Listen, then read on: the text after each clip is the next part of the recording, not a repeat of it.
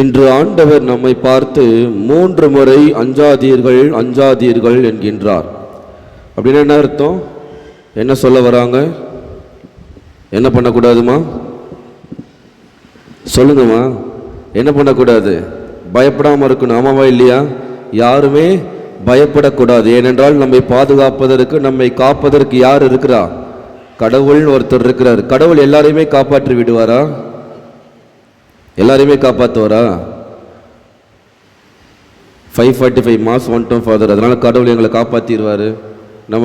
நாங்கள் கொயரில் பாடுறோம், அதனால் எங்களை காப்பாற்றிடுவார். தொண்டை தண்ணி வத்த நாங்கள் பாடுறோம், அதனால் கடவுள் எங்களை காப்பாற்றிடுவாரா? ஆமாவா?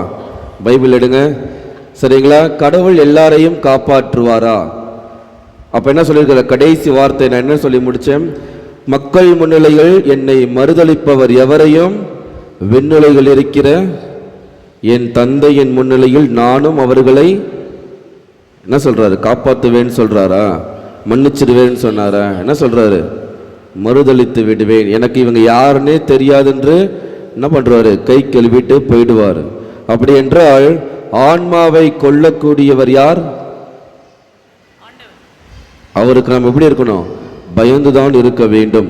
ஆன்மாவை கொல்வதற்கு நம்ம ஒரு சில விஷயங்களை செய்து கொண்டிருக்கின்றோம். நான் செய்வதுதான் இதுதான் என்று தெரியாமலே ஒரு சில விஷயங்களை நாம் செய்து கொண்டிருக்கின்றோம். நமக்கு தெரியும் எது பண்ணணும் எது பண்ணக்கூடாது என்று. என்னென்ன பண்ணணும்? நமது ஆன்மாவை காத்துக்கொள்வதற்கு என்னென்ன பண்ணணும்?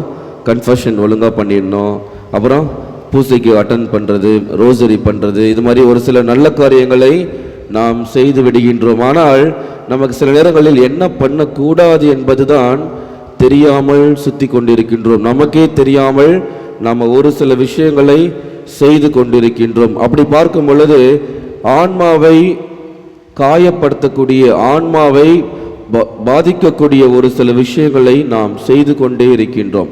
என்னென்ன விஷயங்கள் என்று பார்க்கும் பொழுது லிஸ்ட் பெருசாக போயிட்டே இருக்குது. ஆனால் ஒரு சில விஷயங்களை நாம் பார்க்கலாம். முதலாவது விஷயம் 1 தீமோத்தேயு 6வது அதிகாரம் 10வது இறைவார்த்தை. ரொம்ப அழகா சொல்லியிருக்கோம். என்ன சொல்றாங்க? சத்தமா வாசிங்கம்மா. பொருளாசையே எல்லா தீமைகளுக்கும் ஆணிவேர். அப்ப நம்முடைய செய்யக்கூடிய எல்லா தீமைகளுக்கும் ஆணிவேராக இருப்பது எது? பொருளாசையே. ஒரு வீடு பத்தாதா? கூட 2 வீடு எக்ஸ்ட்ரா வாங்கி வைக்கணும். ஆமாவா இல்லையா? அப்பதான் நிம்மதியாக தூக்கம் வரும். கரெக்டா? கல்லாப்பெட்டியில் ஒரு கட்டு இருந்தால் போதாது, கூட 2-3 கட்டு எக்ஸ்ட்ரா இருந்தால் தான் நிம்மதியாக தூக்கம் வரும். கரெக்டா? எனவே பொருள் ஆசையே எல்லா விதமான தீமைகளுக்கும் ஆணி வேராக இருக்கிறது. அடுத்தது, அந்த ஆசையால் சிலர் விசுவாசத்திலிருந்து பிறழ்ந்து திரிந்து பல சோதனைகளை தாங்களாகவே தங்கள் மேல் வருவித்துக் கொள்கிறார்கள். புரிஞ்சுச்சா? என் வாழ்க்கையில இவ்வளவு கஷ்டப்படுறேன், என் வாழ்க்கையில் அடிக்கு மேல் அடி விழுது, சோதனைக்கு மேல சோதனை வருது, நிம்மதியே இல்லை. அதுக்கு யார் காரணம்? யார் காரணம்? நான் தான் காரணமாக இருக்கின்றேன். என்னால தான் எனக்கு இவ்வளவு தீமைகளுக்கு மேல் தீமை வருவதற்கு காரணம் யார்? என்னால் தான் வருகின்றது. நான் தான் அதற்கு ஒரு பெரிய காரணமாக இருக்கின்றேன். எனவே நாம் செய்யக்கூடாத தவறு என்னது? அளவுக்கு மீறிய ஆசை. போதும் என்ற மனமே, சத்தமா சொல்லுங்க, போதும் என்ற மனமே. அவ்வளவுதான். சரிங்களா? அளவுக்கு மீறி நாம ஆசைப்படக்கூடாது. இது முதலாவது விஷயம். இரண்டாவது விஷயம் அப்படி எடுங்கம்மா. 1 யோவான். வேற யார பைபிள் வச்சிருக்கீங்களாமா? 1 யோவான் 2வது அதிகாரம் 9வது இறை வார்த்தை.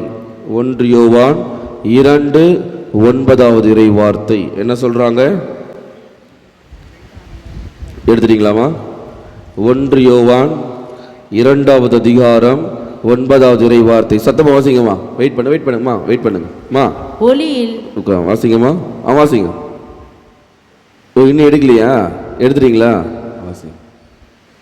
பாருங்க, வயசான பாட்டிமா பைபிள் எவ்வளவு வெயிட்டா இருக்கும், தூக்கிட்டு வராங்க. ஒளியில் இருப்பதாக கூறிக்கொண்டு அப்புறம் தம் சகோதர சகோதரிகளை வெறுப்போர் இருளில் தான் இருக்கிறார்கள். நம்ம என்ன நினைச்சிட்டு இருக்கோம்? அப்பாடா கடவுள் என்னை பாதுகாத்து கடவுள் என்னை காப்பாற்றி விடுவார், கடவுள் என்னை மோட்சத்துக்கு கொண்டு போய்டுன்னு சொல்லி நம்ம என்ன பண்ணிட்டு இருக்கோம்? கற்பனையிலே வாழ்ந்துட்டு இருக்கோம். நம்ம அப்படி நினச்சிக்கிட்டு நம்ம கூட இருக்கிறவங்களை கிட்ட கூட சேர்க்க மாட்டோம், வெறுத்து ஒதுக்கி கொண்டு இருக்கின்றோம். எப்பொழுதெல்லாம் நாம் நமது சகோதர சகோதரிகளை கூட இருப்பவர்களை வெறுத்து ஒதுக்குகின்றோமோ, அவர்களை கண்டும் காணாமல் இருக்கின்றோமோ, நம்ம நல்லா இருப்போமா? நமக்கு மோட்சம் கிடைக்குமா? நமது ஆன்மா பாதுகாக்கப்படுமா? கேள்விக்குறியாக இருக்கிறது. ஒளியில் இருப்பதாக சொல்லிக்கொண்டு யாரெல்லாம் தம்முடைய சகோதர சகோதரிகளை வெறுக்கிறார்கள் அவர்கள் இருளில் தான் இருக்கிறார்கள். இருள் எங்க இருக்கும்? இருள் எங்க இருக்கும்? லைட் ஆஃப் பண்ணால் இருட்டாயிடும். இருள் எங்க இருக்கும்? நரகத்தில் தான் இருக்கும். அப்படி என்றால் யாரெல்லாம் சகோதர சகோதரிகளை தமக்கு அடுத்திருப்பவர்களை வெறுக்கிறார்கள் அவர்கள் எங்க இருப்பார்கள்? நரகத்தில் தான் இருப்பார்கள். இதுதான் இரண்டாவது விஷயம். நம்ம இது ஆன்மாவை அழிக்கக்கூடிய, நமது ஆன்மாவை பாதிக்கக்கூடிய முக்கியமான விஷயம் என்னது? வெறுத்து ஒதுக்குதல். அளவுக்கு மீறிய ஆசையும் வெறுத்து ஒதுக்குதலும் நமது ஆன்மாவை பாதிக்கக்கூடியதாக இருக்கிறது. அடுத்ததாக பார்க்கும் பொழுது மத்தேயு எழுதின செய்தி, மத்தேயு 6:24. ரொம்ப ரொம்ப முக்கியமான விஷயம், நம்ம எல்லோருமே செய்யக்கூடிய ஒரு பெரிய தப்பு. எடுத்து வாசிங்கம்மா. மத்தேயு 6:24. எவரும் இரு தலைவர்களுக்கு பணிவிடை செய்ய முடியாது, ஏனெனில் ஒருவரை வெறுத்து மற்றவரிடம் அன்பு அப்புறம் அல்லது ஒருவரை சார்ந்து கொண்டு மற்றவரை புறக்கணிப்பார். புரிஞ்சுச்சா? அதாவது ஏதாவது ஒண்ணுக்கு தான் நம்ம சல்யூட் அடிக்க முடியும். நம்ம சில நேரங்களில் இரட்டை வேடம் அணிந்தவர்களாக, முகமுடி அணிந்தவர்களாக வாழ்ந்து கொண்டிருக்கின்றோம். இங்கே ஒரு காலு இங்கே ஒரு காலு வைத்துட்டு இருக்கோமா இல்லையா? ஒன்று இந்த பக்கம் போனால் இவருக்கு பாதுகாப்பார், இன்னொரு பக்கம் போனால் இவங்க பாதுகாப்பான்னு சொல்லிட்டு நம்ம ரெண்டு பக்கமும் காலை வச்சிட்டு இருக்கிறோம். இரட்டை வேடம் அணிந்தவர்களாக இருக்கின்றோம், முகமுடி அணிந்தவர்களாக இருக்கின்றோம். எப்பொழுது நாம் கடவுளுக்கு முக்கியத்துவம் கொடுக்க வேண்டிய இடத்தில் கடவுளுக்கு மட்டும்தான் முக்கியத்துவம் கொடுக்க வேண்டும். அங்கே கூட எக்ஸ்ட்ரா எதையும் நாம் வைத்திருக்க கூடாது. எப்பொழுது நாம் இரட்டை வேடம் அணிந்தவர்களாக இருக்கின்றோமோ, முகமுடி அணிந்தவர்களாக இருக்கின்றோமோ, நமக்கு நமது ஆன்மா அழியக்கூடியதாக மாறிவிடும். பொருளாசை, அடுத்தது முதலாவது பொருளாசை, இரண்டாவது சகோதர சகோதரிகளை வெறுக்கக்கூடாது, மூன்றாவது இரட்டை வேடம் அணிபவர்களாக நாம் இருக்கவே கூடாது, நான்காவது எபேசியருக்கு எழுதிய புத்தகம் அதிகாரம் 4 இறை வார்த்தை 29. எபேசியருக்கு எழுதிய புத்தகம் 4:29. கெட்ட வார்த்தைகள் எதுவும் உங்கள் வாயினின்று வரக்கூடாது, கேட்போர் பயனடையும்படி தேவைக்கு ஏற்றவாறு அருள் வளர்ச்சிக்கு ஏற்ற நல்ல வார்த்தைகளையே பேசுங்கள். அப்படி என்றால் என்னுடைய வாயிலிருந்து வரக்கூடிய வார்த்தைகள் எப்படிப்பட்ட வார்த்தைகளாக இருக்கிறது? பேசும் பொழுது யாராவது பற்றி குறை சொல்வதற்காக மட்டுமே சில பேர் என்ன பண்றாங்க? வாயை திறப்பார்கள். மற்ற நேரத்தில் வாயை திறக்க மாட்டாங்க. அவங்க வாயிலிருந்து நிறைகளே வராது, எப்போ பார்த்தாலும் குறைகள் மட்டும்தான் வரும். இது சரியில்லை, அது சரியில்லை, இது இப்படி இருக்குது, அது அப்படி இருக்குது என்று. சில நேரங்களில் ஒரு சில பேர் என்ன பண்ணுவாங்க? புரணி பேசுறது. வாயை திறந்தாலே யாராவது பற்றி அவதூறாக பேசுவது, இதாவது ஏட்டுக்கு பூட்டிக்கா பேசிக்கிட்டே இருப்பார்கள். நாம் பேசக்கூடிய வார்த்தைகள் மற்றவர்களுக்கு எழுச்சி தரக்கூடிய வார்த்தைகளாக இருக்க வேண்டும், மற்றவர்களை பாதுகாக்கக்கூடிய வார்த்தைகளாக இருக்க வேண்டும், மற்றவர்களுக்கு ஒரு உற்சாகத்தை கொடுக்கக்கூடிய வார்த்தைகளாக இருக்க வேண்டும். ஏனோ தானோ என்று நாம் பேசிவிடக்கூடாது. என்னுடைய வார்த்தைகள் எப்படிப்பட்ட வார்த்தைகளாக இருக்கிறது? நம்முடைய பிரான்சிஸ் ரொம்ப அழகாக சொல்லுவார், யாரெல்லாம் புரணி பேசுகிறார்களோ அவர்களுக்கு ஒரு பேர் வச்சிருப்பார். என்ன பேரு? யாரெல்லாம் மற்றவங்களை பற்றி தப்பா பேசுகிறாங்களோ அவங்களுக்கு ஒரு பேர் வச்சிருக்கிறார். என்ன பேரு? என்ன பேரு? தீவிரவாதிகள். என்னது? தீவிரவாதிகள். தீவிரவாதிகள்லாம் தெரியல. எனவே யாரெல்லாம் மற்றவர்களை பற்றி அவதூறாக பேசுகிறார்களோ அவர்கள் தீவிரவாதிகளாக இருக்கிறார்கள். நான் எப்படிப்பட்டவனாக இருக்கின்றேன்?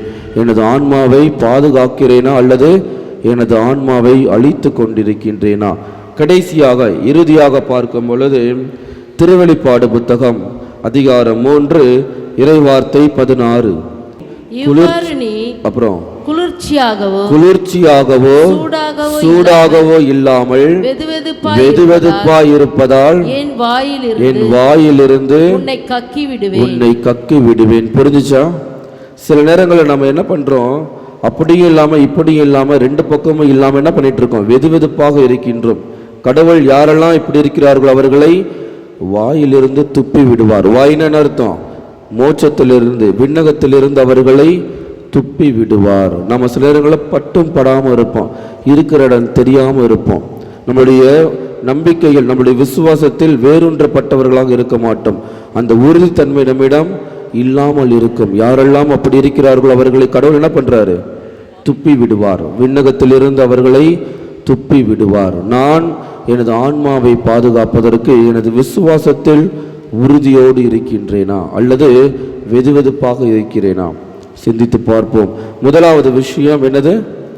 அளவுக்கு மீறி ஆசை இருக்கவே கூடாது. இரண்டாவது, சகோதர சகோதரிகளை நாம் வெறுத்து ஒதுக்கவே கூடாது. மூன்றாவது விஷயம், இரட்டை வேடம் அணிபவர்களாக நாம் இருக்கவே கூடாது. நான்காவது விஷயம் சொல்லுங்க, முக்கியமான விஷயம். அஞ்சாவது விஷயம் என்னது? இப்பதான் சொன்னேன். இப்படி மறந்து போறது ஒரு பெரிய தப்பு தான், தெரியுமா? எனவே இவைகள் எல்லாம் சிந்தித்து பார்ப்பவர்களாக இருக்குமாறு அன்போடு கேட்டுக்கொள்கின்றேன். ஆன்மாவை கொள்பவருக்கு நாம் அஞ்சி வாழ்பவர்களாக இருக்க வேண்டும்.